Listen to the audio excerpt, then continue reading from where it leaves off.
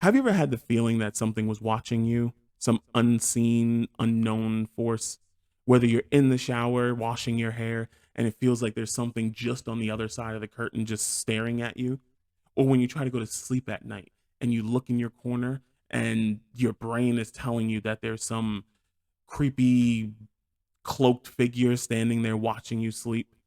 Or when you're making a video and you keep looking behind you because you feel like there's something peeking or just that corner right there. Well, ladies and gentlemen, if you haven't felt that before, this movie sure as hell is going to take care of that. Let's talk about it.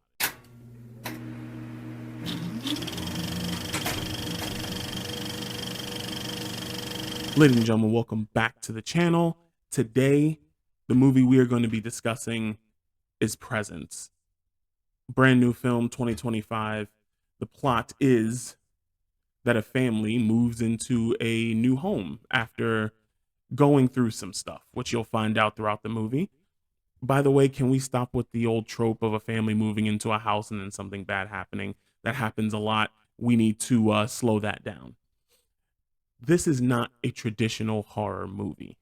I thought that we were going to be this entity going around this house terrorizing these people, which I'm okay with because if you've seen the movie In a Violent Nature, we are standing in the eyes of the actual killer that goes around slaughtering people. So I thought we were going to be on the other side of the paranormal activity this time. I thought we were going to be the eyes that were going around and making these people's lives a living nightmare. There is a twist in this movie. I don't want to give it away, but turns out we're more Casper than anything. So this movie centers around a family that is absolutely going through it. We got everything. We got a teenage girl who is on drugs. We have a dad who is looking to pull the ripcord and parachute right out of this family. We have a boy mom. If you know what a boy mom is, yeah, we got one of those played by Lucy Liu, who did a fantastic job. And we also have a son who is almost 100% certain going to end up in jail for something at some point. Though he is the star of a swim team, he is going to end up in jail at some point in his life for doing something horrific. As far as camera angles, we're not going to be getting a whole bunch of innovative ones because this movie, we're mostly looking through the eyes of the entity. We are kind of just floating from room to room, listening to these people's lives fall apart. Why? Well, you're gonna have to watch the movie to figure that one out. The acting is pretty good. I don't recognize anyone besides Lucy Liu. She's kind of the big name in the film, but I think everybody else did a pretty good job. There's not a whole lot of sound because it's not a whole lot of music. Obviously, there's sound because it's not 1922. um, we don't have a lot of music. We have a little bit, but because we're supposed to be floating around this home and watching these people live, we're not getting a whole lot of that. What we do get is just absolutely horrid treatment of each other. As far as the story goes, it's a pretty good story with a pretty good twist.